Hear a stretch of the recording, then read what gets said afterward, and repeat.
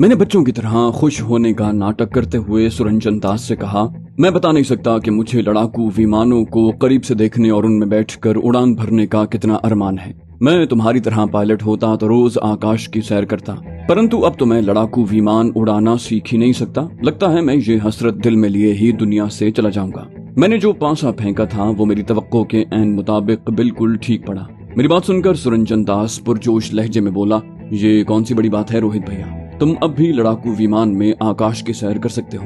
मैंने हैरत लहजे में भरकर कहा, वो कैसे सुरंजन भाई, क्या तुम मुझे लड़ाकू विमान में आकाश की सैर करवाओगे? उसने फख्र से लबरेज लहजे में कहा, हाँ बिल्कुल, ये कोई बड़ी बात नहीं है। हमारे एयरबेस पर तो सब सिंगल सीट लड़ाकू विमान हैं। कैमरा बम्बार विमान में 3 सीटें होती हैं, परंतु उसे केवल मिशन पर या जासूसी के लिए उड़ाया जा सकता है और उसके लिए ऑफिशियल ऑर्डर आता है। मैंने अपने लहजे में मायूसी भरते हुए कहा, फिर मुझे कैसे लड़ाकू विमान पर आकाश का चक्कर लगवाओगे? उसने पुरएतमाद लहजे में कहा, चिंता न करो, वो मेरी जिम्मेदारी है। तुमको जानकारी नहीं होगी, परंतु यहीं बेंगलोर में एक एयरफोर्स टेक्निकल कॉलेज भी है जहां फ्लाइंग की ट्रेनिंग दी जाती है।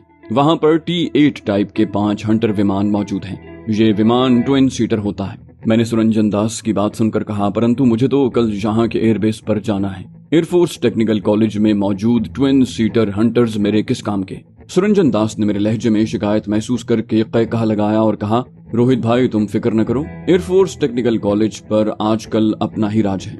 असल में वहाँ का कमांडेंट मेरा जिगरी दोस्त ग्रुप कैप्टन मंघू जे रामदास कृपलानी है और वो मुझे कॉलेज में ट्रेनिंग लेने वाले रंगरूट फाइटर पायलटों को लेक्चर और फ्लाइंग टैक्टिक्स की ट्रेनिंग देने के लिए बुलाता रहता है। मैं कल सवेरे वहां जाऊंगा और MJ कृपलानी को टेस्टिंग का कहकर एक ट्विन सीटर हंटर उड़ाकर बेस पर ले आऊंगा।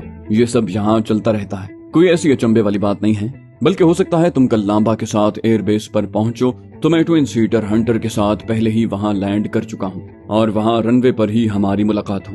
मैंने खुश होकर कहा, ऐसा हो जाए तो मजा आ जाएगा। लांबा को तुम्हें वहां मौजूद पाकर अचंबा भी नहीं होगा। मैं तुम्हारी मौजूदगी में उससे विमान पर सैर करवाने का अनुरोध करूंगा और वो खुद तुम्हें आदेश देगा मुझे ट्विन सीटर हंटर विमान में बिठाकर उड़ान भरो। सुरंजन दास ने मेरी बात की तायद की और वादा किया कि वो मुझे ट्विन सीटर हंटर समेत एयरबेस पर मौजूद मिलेगा। उसने यकीन दिलाया कि उसकी तबीयत अब बिल्कुल ठीक है। पूरी तरह मुतमईन होने के बाद मैं कमांडेंट हाउस वापस आ गया। सुबह नाश्ते के वक्त सरस्वती देवी ने मुझे बुला लिया। उसने इसरार किया कि मैं उनके हमरा राजमहल चलूं, लेकिन मैंने माजरत कर ली और यकीन दिलाया कि मैं दोपहर तक लांबा के हमरा वहां पहुंच जाऊंगा। इस मौके पर मिश्रा ने भी मेरी तायद की और सरस्वती को कहा कि मुझ पर ज्यादा जोर न डाला जाए। मैंने नाश्ते के फौरन बाद उनसे एयरबेस की तरफ रवानगी की इजाजत चाही। इस पर सरस्वती ने मुझसे कुछ देर रुकने को कहा। वो उठकर अपने कमरे में गई। वापस लौटी तो उसके हाथ में 2 पैकेट मौजूद थे। उसने बड़े वाला पैकेट खोला तो अंदर से अचकन और कुर्ते पाजामे पर मुश्तमिल इंतहाई नफीस लिबास बरामद हुआ। एक नजर देखते ही अंदाजा हो गया कि वो लिबास खासा कीमती भी है। जबकि दूसरे पैकेट में इंतहाई दीदाजेब सलीम शाही जूतियों की एक जोड़ी थी। सरस्वती ने खुशगवार लहजे में कहा, ये आपके लिए लाए हैं रोहित जी और हमें अपनी पसंद पर पूरा भरोसा है। हमें यकीन है कि ये आपके नाप के भी ऐन मुताबिक है। मैंने एहतजाज भरे लहजे में कहा, ये लिबास और जूते दोनों वाकई बहुत दीदाजेब हैं और आपके हुस्न इंतखाब की दाद न देना ज्यादती होगी, लेकिन इस तकल्लुफ की क्या जरूरत थी सरस्वती जी? खामखा आपने इतनी जहमत की। उसने मुस्कुराते हुए कहा, आपको भी इस तरह का तकल्लुफ दिखाने की बिल्कुल जरूरत नहीं है रोहित जी। आप हमारे खास मेहमान की हैसियत से राजमहल जा रहे हैं। हमारा फर्ज है कि आप शायान शान अंदाज में राज घराने के रूबरू पहुँचे। वैसे भी अब आप मेरे गुरु बन चुके हैं और गुरु दक्षिणा आपका हक है। मैंने उसकी खुलूस भरी बातों के बावजूद मजाहमत करना चाही तो मिश्रा ने अपनी बीवी की हिमायत में कहा, आप हमें शर्मिंदा न करें मिस्टर रोहित। सरस्वती ने मेरे मशवरे से ये कदम उठाया है क्योंकि ये हमारी इज्जत का मामला है। मैंने उसके लहजे में तंज तलाश करना चाहा लेकिन नाकाम रहा। मैंने उन दोनों का भरपूर अंदाज में शुक्रिया अदा किया। इस पर सरस्वती ने कहा, अगर आप वाकई खुलूस दिल से इजहार तशक्कुर करना चाहते हैं तो इसका बेहतरीन तरीका ये है कि आप अभी ये लिबास और जूते जेब तन करके हमें दिखा दें ताकि मुझे इत्मीनान हो जाए कि मेरी मेहनत रायगा नहीं गई। क्यों मिश्रा जी, मैंने कोई बेजा फरमाइश तो नहीं की? जाहिर है मिश्रा बेचारे को तो अपने घर की मालिकन की हाँ में हाँ ही मिलानी थी, लिहाजा मुझे उसकी फरमाइश पूरी करने पर मजबूर होना पड़ा। मैं लिबास और जूते उठाए अपने कमरे में आ गया। लिबास जेब तन करके तैयार होने के बाद मैंने आईने में अपना जायजा लिया तो एहसास हुआ कि हाल ही में ताज़ा करदा पुख्ता उम्र वाले मेकअप के बावजूद मैं खासा वजी दिखाई दे रहा हूँ। लिबास और जूते हैरतअंगेज तौर पर मेरे नाप के ऐन मुताबिक थे। मैं नशिस्त गाह में बराजमान सरस्वती और मिश्रा के पास पहुंचा तो मेरी तवक्को के ऐन मुताबिक उन दोनों ने दिल खोल कर मेरी जामाजेब शख्सियत की तारीफ की। इसी असना में लांबा भी वहां पहुंच गया और वो भी उनकी शाइस्ता गुफ्तगू में शरीक हो गया। फिर उसने पूछा, आप एयरबेस चलने के लिए तैयार है ना रोहित जी? मैंने कदरे खिजालत के साथ कहा, मैं तो स्पोर्ट्स सूट पहनकर रवानगी के लिए तैयार होकर आया था, लेकिन लांबा जी, मेरे मेजबान जोड़े ने मुझे राजमहल की यात्रा के लिए ये नवाबों वाला लिबास पहनने पर मजबूर कर दिया। मुझे दोबारा कमरे में जाकर लिबास बदलना पड़ेगा। लांबा ने कहा, कोई मसला नहीं, मैं इंतजार कर लेता हूँ, आप जाकर लिबास बदल लें। एयरबेस से वापसी पर मैं आपको यहीं ले आऊंगा और आप एक बार फिर यही लिबास पहनकर मेरे साथ राजमहल चलना। मुझे इस बखेड़े से खासी उलझन महसूस हुई, लेकिन ऐन उसी वक्त सरस्वती ने मुश्किल दूर कर दी। बोली, आपको सिर्फ लिबास बदलने के लिए एयरबेस से वापस यहाँ आने की जरूरत नहीं रोहित जी। मैं मिश्रा जी के सूट का कवर आपको मुहैया कर देती हूँ। स्पोर्ट्स सूट पहनकर अपना ये लिबास और जूतों का पैकेट साथ ही एयरबेस ले जाएं और एयरबेस पर पहुंचकर जीप में ही रहने दें। अपने काम से फारिग होकर वहीं से लिबास तब्दील करके सीधे राजमहल पहुंच जाएं। मुझे ये तजवीज अच्छी लगी, लिहाजा फौरन मान ली। सरस्वती फौरन ही अपने कमरे की तरफ चल दी। मुझे लगा कि मिश्रा अपनी बीवी की इस गर्मजोशी से कुछ बदमजा हुआ है, लेकिन उसने अपने दिली जज्बात चेहरे से आया नहीं होने दिए। अब मुझे लांबा की नजरों में मानी खेज चमक वाज़े तौर पर दिखाई दी। जाने वो अपने दिल में कैसी कैसी बदगुमानियां परवान चढ़ा रहा होगा। खैर, मुझे कम से कम फौरी तौर पर इससे कोई फर्क नहीं पड़ता था, क्योंकि उनकी गर्दन पर मेरा अंगूठा होने के बावजूद मैं तो पहले से ही पूरी तरह मोहतात रहकर आगे बढ़ रहा था। मुझे जीप में बिठाकर एयरबेस की तरफ जाते हुए लांबा पहले तो कुछ देर खामोश रहा, फिर गालिबन उसने अपनी परागंदा ख्याली जहन से दूर कर दी और खुश मिजाज लहजे में बोला, आप तो खुद बहुत सियाने मनुष्य हैं रोहित जी। अंदाजा लगा सकते हैं कि वायुसेना वाले हमारे जैसे गुप्त विद्यालय के अफसरों को अपने से कितना निचले सत्र का समझते होंगे, परंतु मिश्रा जी से भागीदारी के कारण भगवान की कृपा से पूरे एयरबेस पर मेरा सिक्का चलता है। किसी पायलट या टेक्नीशियन में मेरा आदेश टालने का साहित्य नहीं है। कोई मुझसे प्रश्न नहीं पूछ सकता कि मैं क्या करता फिर रहा हूँ। वो गलीज शख्स मुझ पर अपनी धाक बिठाना चाह रहा था, लेकिन दर हकीकत उसकी बड़बाजी सुनकर मैं दिल ही दिल में खुश हो रहा था। अगर उसके दावे हकीकत थे तो फिर मुझे एयरबेस पर किसी रोक टोक का सामना किए बगैर अपना काम करने का मौका मिलने वाला था। ताहम मैंने अपने जज्बात छुपाते हुए मानी खेज लहजे में कहा, किसकी शामत आई है लांबा जी कि तुम्हारी नाराजगी मोल लेने की जरूरत करे। सबने अंदाजा लगा लिया होगा कि तुम्हारा हर हुक्म असल में मिश्रा जी का ही हुक्म है, इसीलिए तुम्हें खुल खेलने का पूरा मौका हासिल है। वो जो कहते हैं ना, मोरा सैया भय कोतवाल, अब डर काहे का। मेरी जबान से तीखा तंज सुनकर वो खिसियाना सा हो गया, लेकिन मैंने फौरन ही उसका दिल खुश कर दिया। कहा, मगर ये बात भी मानने वाली है लांबा जी कि तुम कमाल चाको चौबंद अफसर हो। एयरबेस पर तुम्हारी धाक बेजा नहीं है। मेरी कोशिश कामयाब रही। लांबा ममनूनियत के इजहार के बाद एक बार फिर पहले की तरह चहचहाने लगा। बोला, मैं अपनी ड्यूटी पूजा समझकर करता हूँ रोहित जी, इसीलिए तो। मैंने उसकी बात काटकर कहा, अच्छा ये बताइए कि एयरबेस पर फाइटर एयरक्राफ्ट्स की देखभाल के कामों का इंचार्ज कौन है? मेरा मतलब है, हम किसकी रहनुमाई में वहाँ मौजूद मुख्तलिफ लड़ाका तैयारों का जायजा लेंगे, क्योंकि वही तो मुझे उन तैयारों के बारे में बेहतर अंदाज में बता सकेगा। लांबा ने कहा, सुरेश खुराना यहाँ का मास्टर वारंट ऑफिसर है। मेरी उससे गाड़ी छनती है, अक्सर क्लब में मुलाकात होती है। रमी खेलने का शौकीन है, लेकिन अच्छा खिलाड़ी नहीं है। इसी कारण हर हफ्ते की रात 40-50 हार के ही घर वापस आता है। मैं अपनी जेब से उसकी भरपाई न करूं तो छिछुंदर के घर में पूरे महीने खाने को रोटी भी न मिले। मैंने मुस्कुराते हुए कहा, चलो अच्छा है, तुम्हारे कारण उस गरीब के बच्चों का पेट भर जाता है। तुम कौन सा अपनी जेब से माल खर्च कर रहे होते हो। उसने मेरा तंज नजरअंदाज करने में आफियत समझी और ढिठाई से हंस कर रह गया। ताहम उसकी फराहम करदा ये इतला भी मेरे लिए खुशकुन थी। उसने अपने धंधे के लिए राह हमवार करने का ये तरीका ढूंढा था जो अब मेरे काम आने वाला था। हमारी जीप एयरबेस में दाखिले के फाटक पर पहुंची तो वहां तैनात मुसल्ला दरबानों ने देखते ही सैल्यूट छाड़ा और हम अंदर दाखिल हो गए। वो जीप भगाता हुआ रनवे के पार वाक़े हैंगरों की कतार की तरफ ले जाने लगा। इस दौरान मैंने देखा कि चांदी की तरह जगमगाते 3 यकसा साख्त के लड़ाका तैयारे रनवे के सिरे पर आगे पीछे खड़े हैं और एक और कदरे अलग साख्त का खूबसूरत सा लड़ाका तैयारा उनसे जरा हटकर पार्क है। उस पर चमकदार नकरई रंग किया गया है। उनसे लगभग 50 गज हटकर टिड्डे की शक्ल का एक हेलीकॉप्टर खड़ा था। इस दौरान में मेरी नजरें आसपास का जायजा ले रही थी। सुरंजन दास ने वादा किया था कि वो मेरे वहां पहुंचने से पहले ट्विन सीटर हंटर लड़ाका तैयारे समेत एयरबेस पर पहुंच चुका होगा, ताहम उसकी मौजूदगी के वहां दूर दूर तक कोई आसार नहीं थे। मैं देख चुका था कि रनवे के सिरे पर मौजूद लड़ाका तैयारों में कोई भी हंटर तैयारा नहीं है। उसका सीधा सीधा मतलब ये था कि सुरंजन अपने मकसद में नाकाम रहा था। ताहम मैंने अपने दिल को तसल्ली देने की कोशिश की कि हो सकता है वो अभी कुछ ही देर में अपने तैयारे समेत यहाँ लैंड करने वाला हो। लांबा अपनी जीप में यक के बाद दीगरे 6 के 6 हैंगरों के सामने से गुजरा। मुझे उन हैंगरों में पार्क तैयारों को वाज़े तौर पर देखने का मौका नहीं मिला, लेकिन उनकी झलक की मदद से ही मैं उनमें से कई एक को पहचानने में कामयाब रहा। बरतानवी साख्त, फोलैंड, नेट, हंटर और कैमरा मेरे लिए गैर मानूस थे। अलबत्ता आखिरी 3 हैंगरों में मौजूद एक ही साख्त के 6 लड़ाका तैयारे मेरे लिए अजनबी थे। रनवे के सिरे पर परवाज के लिए तैयार दोनों तैयारे भी उसी साख्त के थे। ताहम सुरंजन दास की फराहम करदा मालूमात की रोशनी में मुझे अंदाजा लगाने में मुश्किल पेश नहीं आई कि ये 8 तैयारे जदीद तरीन रूसी साख्त MiG-21 हैं, जो हिंदुस्तान ने अपनी सुपरसोनिक लड़ाका तैयारे की कमी पूरी करने और पाकिस्तान पर तबाहकुन हमले करने के लिए खरीदे हैं। इन तैयारों को पहचानते ही तैश के मारे मेरा खून खौल उठा, लेकिन उस वक्त मैं दांत पीसने के अलावा क्या कर सकता था। इस असना में लांबा ने जीप एक बड़े से गिराज नुमा शेड के सामने ले जाकर खड़ी कर दी, जिसके दोनों तरफ छोटे छोटे कमरों की कतार दिखाई दे रही थी। सामने शेड के आखिर में तरह तरह की छोटी बड़ी मशीनें भी नजर आ रही थीं। लांबा ने मुझे अपने पीछे आने का इशारा किया और पहले कमरे के धाती दरवाजे को अंदर की तरफ धकेला, जो बिला रुकावट खुलता चला गया। मुझे लांबा की बगल के नीचे से सामने चौकोर फौलादी मेज के अकब में एक कुर्सी पर शरीरे बदन के एक पुख्ता उम्र के गहरी सांवली रंगत के शख्स की झलक दिखाई दी। उसके चेहरे पर तलवार नुमा बारीक मूछें थीं, जिस्म पर डांगरी नुमा नीली वर्दी थी। वो यूं धड़ाम से दरवाजा खुलने पर चौंका, लेकिन लांबा के चेहरे पर नजर पड़ते ही उसके चेहरे पर पुरजोश मुस्कुराहट उभरी और वो अपने सामने खुला खाता छोड़कर अपनी कुर्सी से उठ खड़ा हुआ।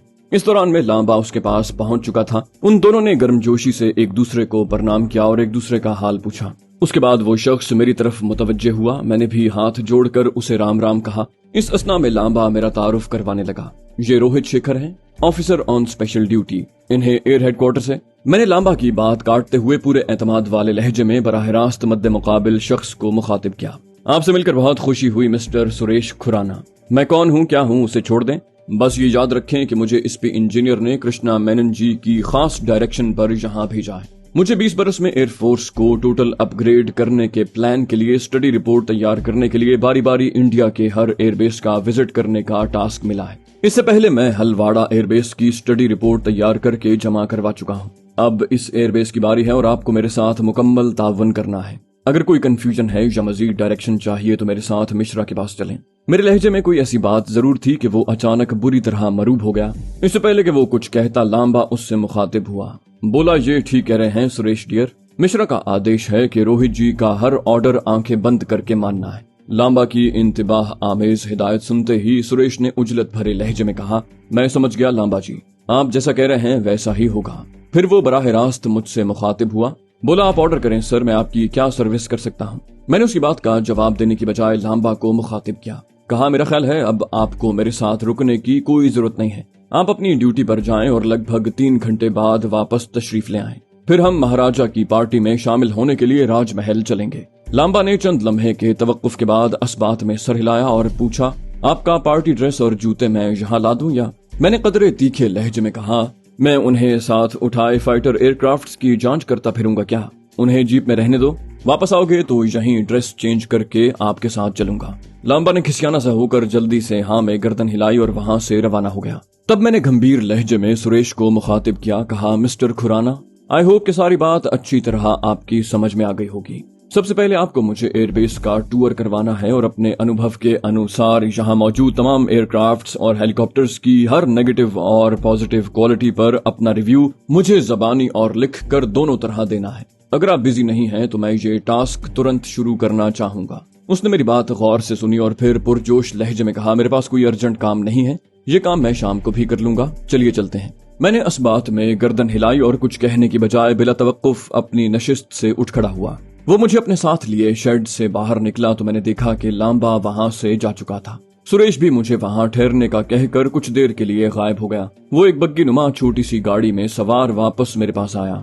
महज 4 फुट के लगभग लंबी और 2.5 फुट के करीब चौड़ी उस गाड़ी के पहियों पर 2 खुली नशिस्तें नस्ब थीं और गोल स्टीयरिंग बहुत नीचे से ड्राइवर तक आता था। उस मुख्तसर गाड़ी को गालिबन बम्बों वगैरह से लदी ट्रॉली या जनरेटर वगैरह खींच कर ले जाने के लिए इस्तेमाल किया जाता होगा। मैं ड्राइवर के साथ वाली नशिस्त पर बराजमान हुआ तो एहसास हुआ कि मुझे संभल कर बैठना होगा, क्योंकि जुसामत के बावजूद वो गाड़ी खासी तेज दौड़ती थी और मोड़ काटते हुए तवाजुन बिगड़ने का खतरा बहुत ज्यादा था। मिश्रा मेरी कैफियत से बेनियाज गाड़ी भगाता सीधा रनवे के इख्तिताम के करीब वाक़े पहले हैंगर के पास जा पहुंचा।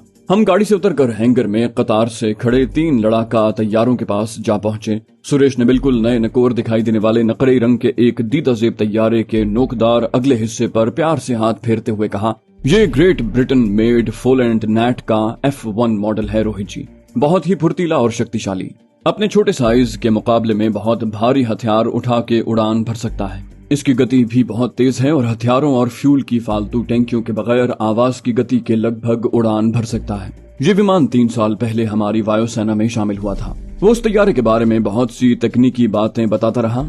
वो उस तैयारे की कारकर्दगी और बनावट से मजमूई तौर पर काफी खुश था और छोटी जिसामत की वजह से उस तैयारे की तेज रफ्तारी से फजाई पैंतरे बदलने की सलाहियत को उसकी सबसे बड़ी खूबी मानता था। ताहम मैंने बताया कि उस तैयारे में कई मसाइल भी मौजूद हैं, जिनमें नाकिस हाइड्रोलिक सिस्टम और नाकाबिल एतबार कंट्रोल सिस्टम शामिल है। मैंने उसकी बातें गौर से सुनी और जहन नशीन भी करने की कोशिश करता रहा। उसने यकीन दिलाया कि वो ये सब मालूमात तहरीरी शक्ल में भी मेरे हवाले कर देगा। वो बिलाशुबा अपने काम में महारत और जामे इल्म रखता था। लगभग निस्फ घंटे फोलैंड नेट से जामे अंदाज में मुतारिफ करवाने के बाद वो मुझे बारी बारी हंटर लड़ाका तैयारे और कैमरा इलेक्ट्रिक बम्बार तैयारे के हैंगरों में लेकर गया और फखर आमेज लहजे में तजर्बे पर मबनी अपने इल्म के खजाने लुटाता रहा। मुझे MiG-21 और मारूत तैयारे के बारे में उसकी माहिराना राय जानने का ज्यादा इश्तियाक था, ताहम मैं सब्र से इंतजार करता रहा। बिलाखिर वो मुझे लेकर MiG-21 वाले एक हैंगर में पहुंच गया।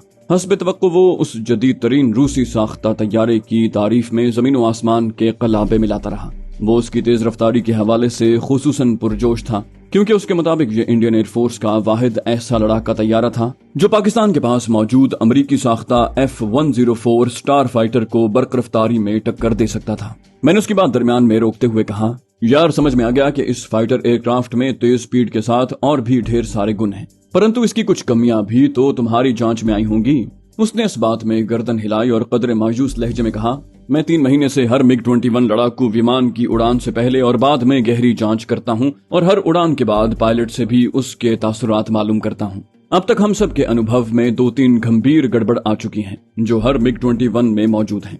मैंने अपना इश्तियाक छुपाते हुए बज़ाहिर सुकून भरे लहजे में कहा, वो कौन कौन सी हैं सुरेश जी, जरा विस्तार से बताइए। उसने कहा, पहली बात तो इस विमान की रेंज बहुत कम है। फिर इसके डिजाइन में भी एक गंभीर गड़बड़ है, वो ये कि इसके अंदरूनी फ्यूल टैंक बॉडी के सामने के अंग में यानी सेंटर ऑफ ग्रेविटी से आगे हैं। जब विमान अपने अंदर का फ्यूल जला देता है तो सेंटर ऑफ ग्रेविटी अचानक बहुत ज्यादा पीछे की तरफ शिफ्ट हो जाता है, जिससे विमान पायलट के कंट्रोल से बाहर हो सकता है। उसका यह इंकिशाफ मेरे लिए गहरी दिलचस्पी का बायस था। ताहम मैंने अपने लहजे को हत्तुल इम्कान मामूल के मुताबिक रखते हुए पूछा, ये तो बड़े जोखिम वाली गड़बड़ है, परंतु मुझे विश्वास है कि हमारे गुनी एरोनॉटिकल इंजीनियर इसका कोई हल ढूंढ लेंगे। तुम किसी और प्रॉब्लम के बारे में बताओ। उसने पजमुर्दा से लहजे में कहा, इसमें कोई शक नहीं कि ये विमान बहुत तेज गति से उड़ सकता है, परंतु इसका पायलट अपनी तेज तरीन गति डॉग फाइट की प्रैक्टिस में सिर्फ 1 मिनट तक बनाए रख सकता है और आकाश पर असल झड़प में भी 3 मिनट से अधिक इस तेज गति को बनाए नहीं रख सकता।